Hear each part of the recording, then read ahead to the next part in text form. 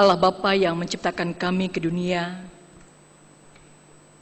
dan ketika kami sebagai ciptaan-Mu yang berharga jatuh dalam dosa, Engkau tidak pernah membiarkan kami sekali-kali terpuruk dalam dosa. Tapi dalam belas kasih-Mu yang luar biasa, Engkau selalu punya cara, dan bahkan cara yang terindah untuk membebaskan kami dari dosa. Ajarkan kepada kami Tuhan untuk menyadari bahwa ketika dosa membelenggu kami, maka kami masih hidup dalam perbudakan, dan Engkau tidak menghendaki hal yang demikian. Karena Engkau kasih adanya, maka biarkan dengan kasih pula yang selalu melingkupi kami Tuhan, pada saat kami mendengarkan firman-Mu, karena firman-Mu sungguh membebaskan dan menempatkan kami sebagai ciptaan-Mu, ciptaan-Mu yang berharga, sebagaimana yang Engkau kehendaki.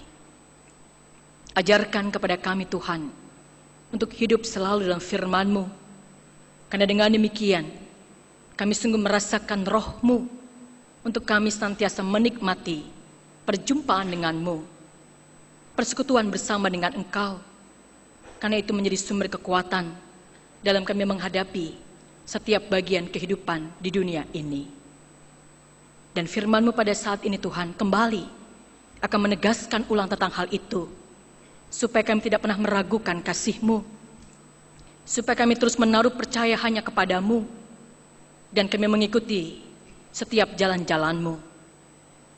Karena itu Tuhan, kuasai kami dengan kuat kuasa Roh-Mu yang kudus, supaya dengan firman yang boleh kami dengarkan, hamba-Mu sampaikan, semuanya sungguh boleh merasakan apa arti kebenaran dari firman-Mu. Ke dalam tangan-Mu untuk itu Tuhan, kami serahkan diri kami sekalian. Dalam nama Tuhan kami Yesus Kristus, Sang Firman hidup itu, kami nyatakan doa kami ini. Amin. Keluaran pasal 20, ayat pertama sampai dengan yang kedua.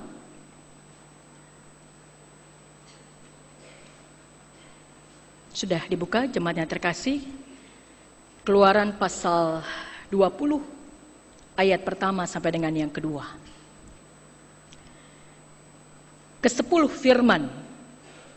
Lalu Allah mengucapkan segala firman ini, Akulah Tuhan Allahmu yang membawa engkau keluar dari tanah Mesir, dari tempat perbudakan. Berbahagialah orang yang mendengarkan firman Tuhan serta memeliharanya. Haleluya.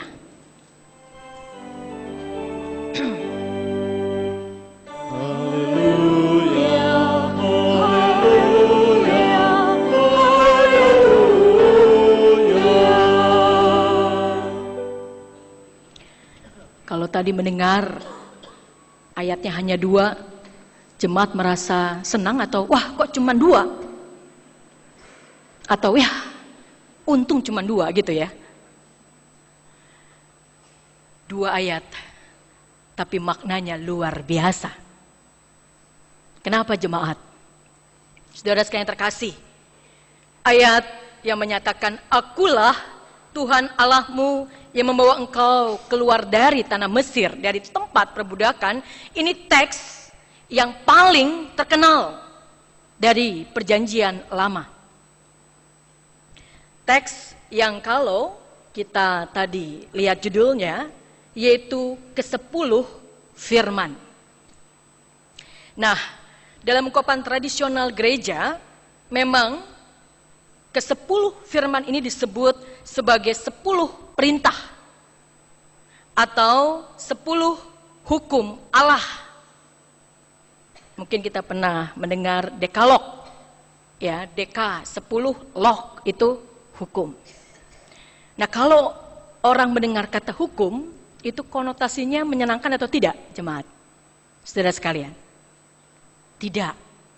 Mengekang, mengatur, begitu ya.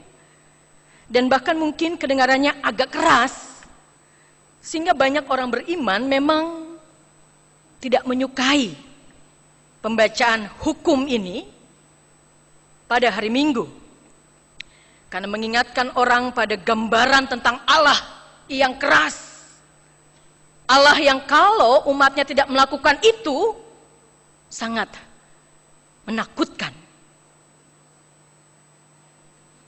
Sehingga kalau kita mendengarkan itu, maka ada rasa yang membelenggu diri kita. Tidak akan pernah sanggup, tidak akan pernah mampu.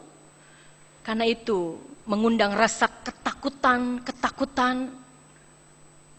rasa hal yang seringkali membuat kita tidak merasa bebas. Namun pertanyaannya, apakah memang demikian jemaat yang terkasih? Apakah memang demikian maksud ketika Allah memberikan ke-10 firman ini kepada orang Israel melalui Musa? Apakah memang dengan suasana yang menakutkan, tidak membebaskan, membelenggu? Untuk menjawab pertanyaan ini penting sekali kita memperhatikan konteks pada saat ke-10 firman tersebut diberikan Tuhan kepada orang Israel pada saat itu. Mengapa? Karena dari sana kita ingin memperhatikan bahwa apa yang Allah maksudkan dengan memberikan ke-10 firman-Nya ini. Jemaat yang terkasih, kita perhatikan dalam konteks ini bahwa 10 firman diberikan judul ke-10 firman, tidak ujuk-ujuk gitu ya. Ujuk-ujuk, tidak langsung gitu ya. Langsung hukum yang pertama. Jangan ada padamu dan selanjutnya. Minggu depan kita akan masuk di sana. Tapi justru ada satu pernyataan yang luar biasa yang tadi kita dengar, yang tadi kita hayati. Akulah Tuhan Allahmu yang membawa engkau keluar dari tanah Mesir, dari tempat perbudakan ini, yang menjadi penghayatan, ini yang menjadi roh, ini yang menjadi semangat, ini yang menjadi jiwa dari ke-10 firman yang Tuhan berikan kepada orang Israel pada saat itu. Mengapa ini menjadi satu bagian yang sangat penting dan dalam, jemaat terkasih? Karena di sana terasakah Allah yang sangat menakutkan? Terasakah Allah yang begitu keras? Terasakah Allah yang begitu sangat jauh dari umatnya? Justru dari pernyataan itu, langsungkah kita bisa merasakan betapa Allah tidak mengendaki umatnya di tanah perbudakan? Betapa Allah tidak mau umatnya di bawah tekanan bangsa asing, yaitu bangsa Mesir. Betapa Allah sosoknya adalah sosok sang pembebas. Dan itu karena Dia kasih adanya. Tidak ada yang bisa menyangkal tentang hal tersebut. Allah itu kasih adanya. Inilah jemaat yang terkasih merupakan kata-kata pembukaan dari 10 firman, kata-kata yang mau menegaskan bahwa akulah Allah dan akulah yang punya kuasa untuk membebaskan umatku dari tanah perbudakan. Akulah yang sungguh-sungguh dapat diandalkan, bukan kekuatan manusia, melainkan kekuatan aku. Dan semuanya terjadi atas inisiatif Allah. Pemikiran Allah, kerinduan Allah, prakarsa Allah. Kembali lagi, karena kasih-Nya. Sehingga kenapa kitab ini disebut kitab Keluaran, jemaat terkasih? Karena mengingatkan keluarnya orang Israel dari tanah perbudakan, yaitu tanah Mesir. Dan luar biasa, orang Israel ketika berada di tanah perbudakan adalah budak. Orang yang menyembah manusia, orang asing, bangsa Mesir. Orang sebagai budak tidak dipandang. Tapi ketika Tuhan membebaskan, membawa mereka keluar dari tanah Mesir, status mereka, identitas mereka jelas. Kenapa aku mau mengeluarkan engkau? Kenapa aku tidak mau membiarkan kau dalam tanah perbudakan? Karena aku mengasihi dirimu. Engkaulah umatku dan akulah Allahmu. Bukan engkaulah budakku dan aku tuanmu. Seperti yang telah mereka rasakan selama ini tanah perbudakan.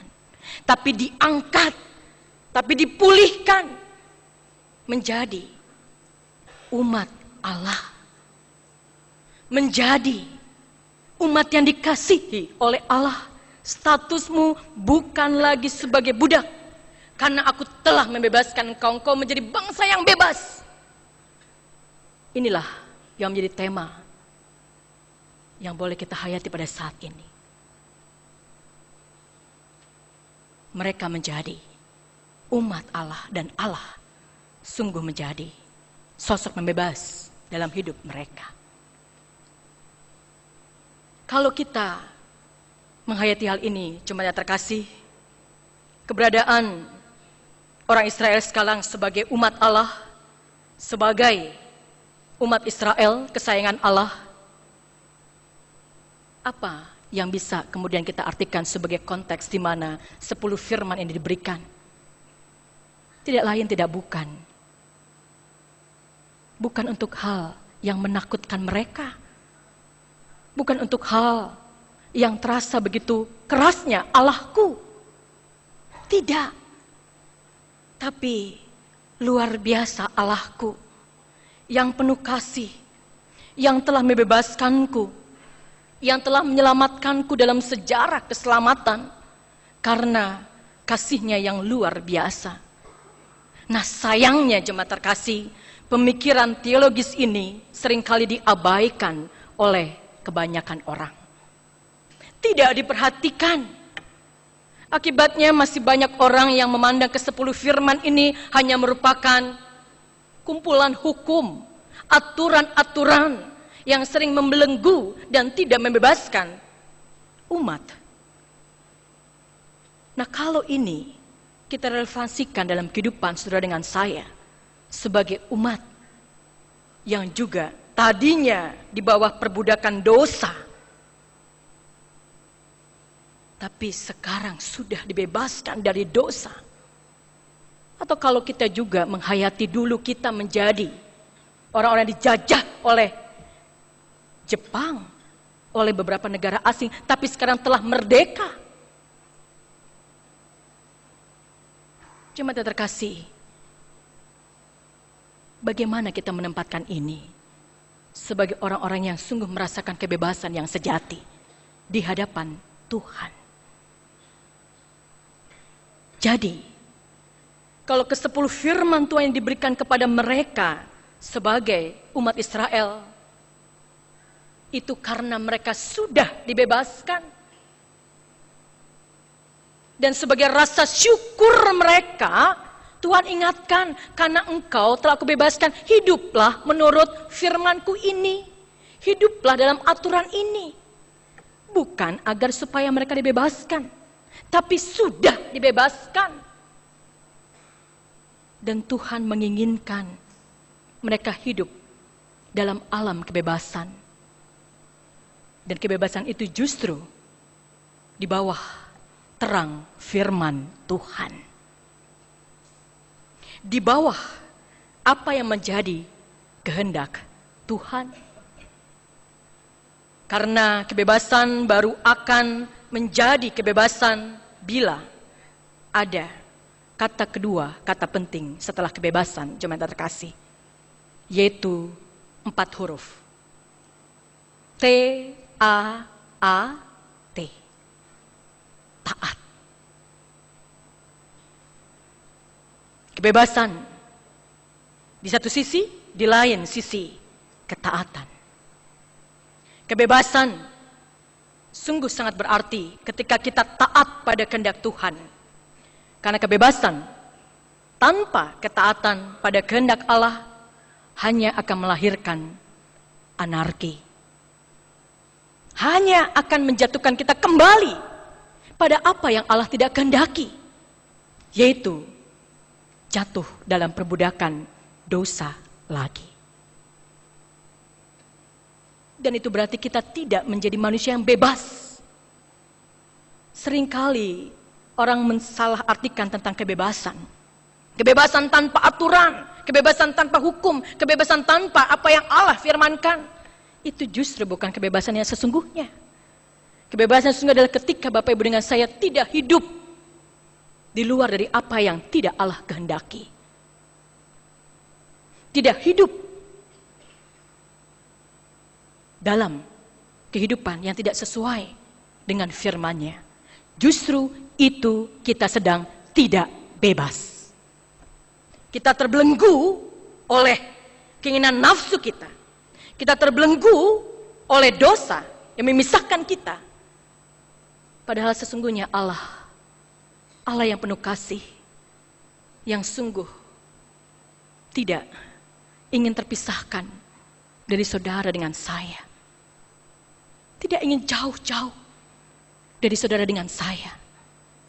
Tapi seringkali kita yang menjauhkan diri dari persekutuan dengan Allah.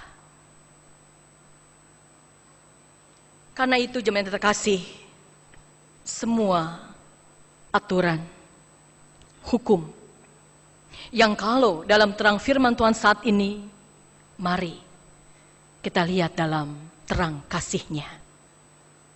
Karena kasih-Nya yang membebaskan, dan dengan kasih pula kita bisa merasakan rohnya Tuhan. Ketika memberikan perintah itu adalah karena kasih yang membebaskan manusia. Namun kita bisa merasakan hal itu ketika kita hidup senantiasa taat kepadanya.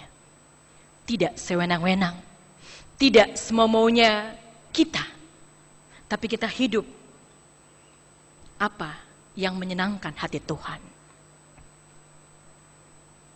Dan bukankah jemaat terkasih, kalau 10 perintah Tuhan ini diejawantahkan dalam aturan-aturan yang baik, dalam setiap hukum-hukum manusia, selama motivasinya adalah kasih, selama titik tolaknya adalah kasih, maka setiap perintah, setiap aturan, setiap hukuman itu tetap bisa merasakan adanya kasih yang menjadi jiwa atau roh dari segala sesuatu yang mengatur relasi kita dengan orang lain, yang diawali relasi kita dengan Tuhan.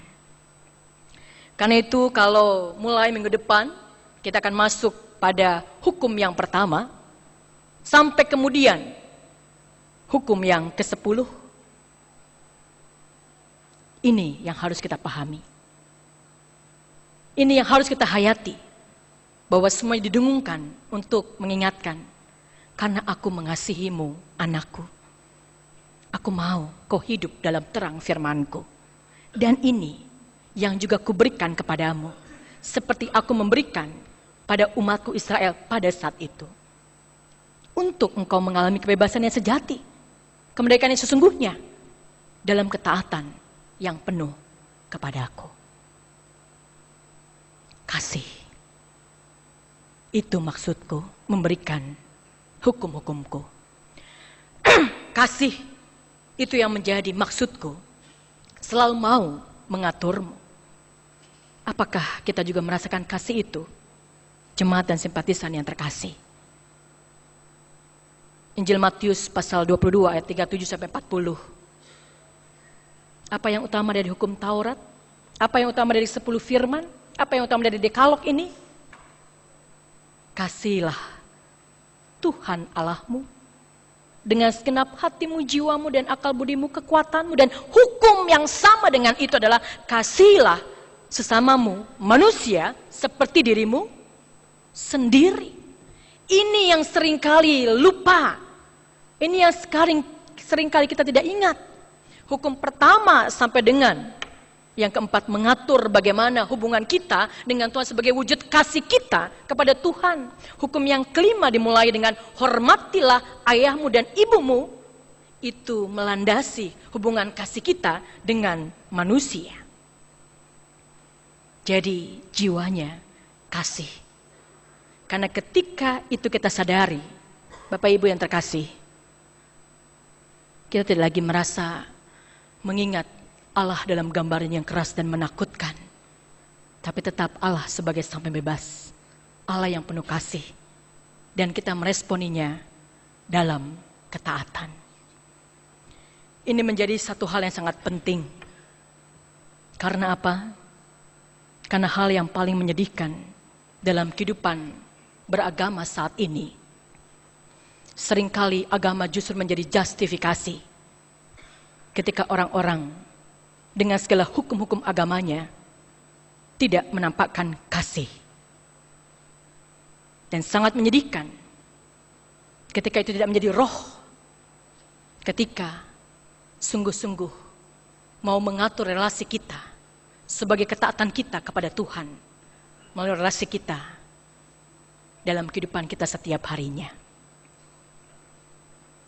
Karen Armstrong, Bapak Ibu, dalam salah satu bukunya Compassion, dia ingin mengingatkan kita sekalian bahwa belas kasih, compassion itu harus menjadi jiwa dari agama-agama kontemporer saat ini. Dan ini menjadi tanggung jawab orang beriman. Ini menjadi tanda ketika sebagai umat beragama, jemaat yang terkasih, kita berkutat dengan segala aturan. Kita senang pada hal-hal yang menjadi hukum-hukum yang selalu mengarahkan hidup kita. Tapi kalau justru tidak ada kasih di sana, maka apa artinya? Kebencian, kekerasan, diskriminasi, bahkan terorisme, bukankah mengatasnamakan agama? Saya setuju kalau beberapa saat yang lalu dikatakan bukan perang agama, tapi umatnya, umat beragamanya, yang mungkin salah menafsirkan ajaran agama dengan segala kaidah-kaidah hukum-hukum yang ada. Karena apa? Karena sesungguhnya ketika itu ada dalam kehidupan kita, itu sesuatu yang bukan membelenggu kita, membebaskan kita sebagai orang-orang yang taat dalam kasih.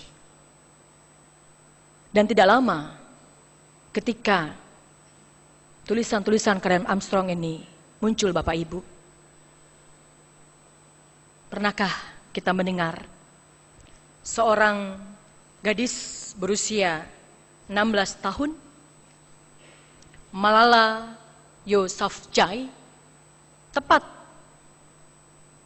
dalam usianya ke-16 tahun. Dia menyatakan pidato pertamanya di depan forum majelis kaum muda di markas besar PBB. Siapa dia?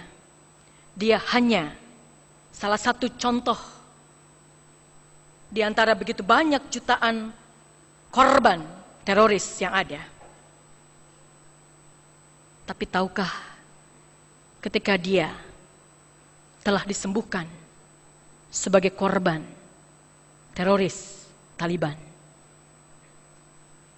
luar biasa, dia bisa mengampuni, dia bisa memaafkan dalam kasih. Ketika dia juga belajar bagaimana menafsirkan apa yang disebut sebagai aturan-aturan hukum agama yang dia terimanya. Dia katakan, saya telah memaafkan anggota Taliban yang telah menembak saya, tapi saya terselamatkan. Saya bisa mengampuni mereka dalam kasih, karena saya belajar belas kasih dari Nabi Muhammad. Saya belajar belas kasih dari Yesus Kristus dan Buddha. Saya mendapat warisan untuk perubahan dari Martin Luther King, Nelson Mandela, dan Muhammad Ali Jinnah. Dan filosofi non-kekerasan kupelajari dari Gandhi, Bacakan, dan Mother Teresa. Alangkah indahnya dunia ini ketika sebagai umat beragama kita mampu menafsirkan, menerjemahkan setiap aturan, kaidah, setiap hukum yang mengatur kita sebagai umat beragama dengan jiwa, dengan roh yang benar, yaitu kasih. Karena dia lahir bersumber dari Allah, Sang Kasih juga yang membebaskan, yang tidak menunggu kita dalam dosa. Dan itu hanya semua bisa kita nyatakan ketika kita mau taat dalam kasih. Tuhan memberkati. Amin.